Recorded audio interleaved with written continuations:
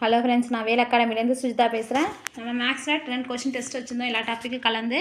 ஓகேவா? Test number 1ல் first கொஷினுக்கு ஆன்சர் என்ன? ஆப்ஷன் டி வரும், காலை 10 மணி. ஓகேவா? எப்படின்னு பார்த்தீங்கன்னா, இப்போ ஒவ்வொன்றும் எத்தனை வரைக்கும் இருக்குன்னா அதுக்கு நம்ம ஃபஸ்ட்டு எல்சிஎம் கண்டுபிடிக்கணும். 15, 20, 25, 30க்கு எல்சிஎம் கண்டுபிடிச்சிங்கன்னா உங்களுக்கு என்ன வருதுன்னா 300 நிமிடங்கள் வருது. நமக்கு நிமிடங்கள் தானே கொடுத்துருங்க. நிமிடங்களை மணியாக மாற்றினீங்கன்னா என்ன வரும்? Divided by 60ஆல் கணக்கணும்.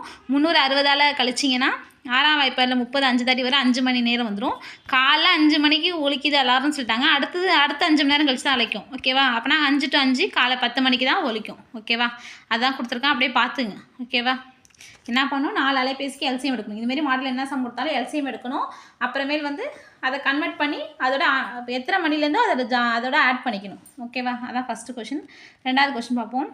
ஒரு குறிப்பிட்ட காலத்துக்கு ரூபாய் 4500 அசலுக்கு மொத்த தொகை ரூபாய் 5000 கிடைத்தால் அதனுடைய தனி வட்டி கேட்குறாங்க. அசல் கொடுத்துட்டாங்க, அமௌண்ட் கொடுத்துட்டாங்க, ரெண்டத்தையும் கழிச்சா நமக்கு தனி வட்டி கழிச்சிடும். இப்போ 5000 4500 கழிச்சிங்கன்னா தனி வட்டி எவ்வளோ? 500.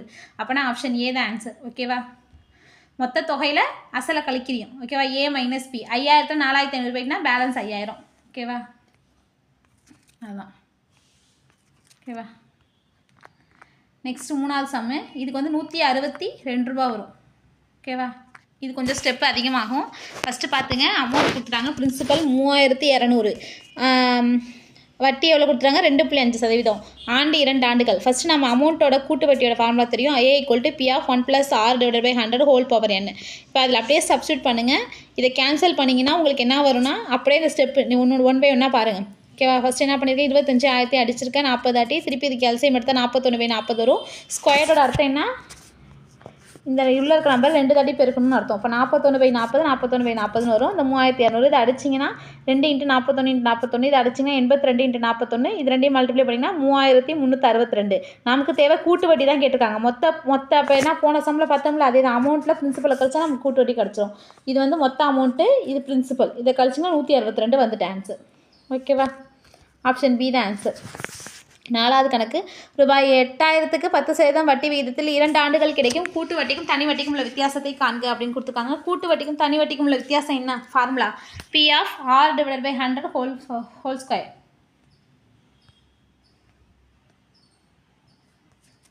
P of R / 100 whole square. இது மறந்துடாதீங்க, ஞாபகம் வச்சிங்க. ஓகேவா? தூக்கத்தில் எழுந்தாலும் ஞாபகம் இருக்கணும்.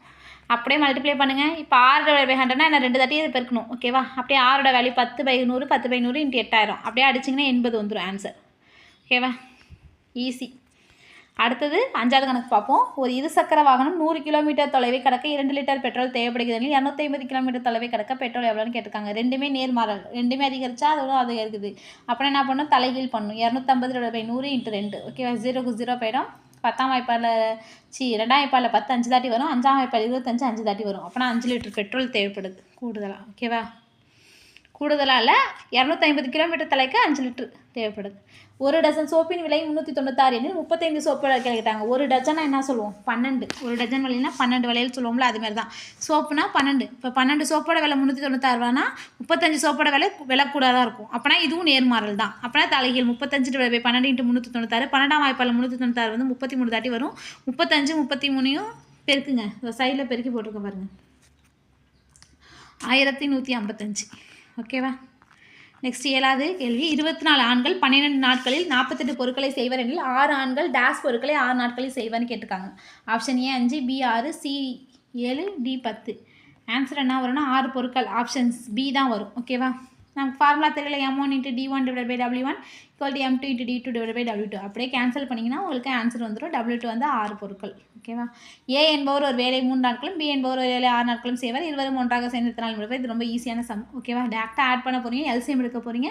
3/6 வரும். அடிச்சிங்கன்னா 1/2. கடைசி எப்போதுமே டைம் அண்ட் ஒர்க்கில் ரிவர்ஸ் எடுக்கணும். அப்போனா 2 நாளில் முடிச்சிருவாங்க. ஓகேவா? ஆப்ஷன் ஏ தான் அதுக்கு ஆன்சர்.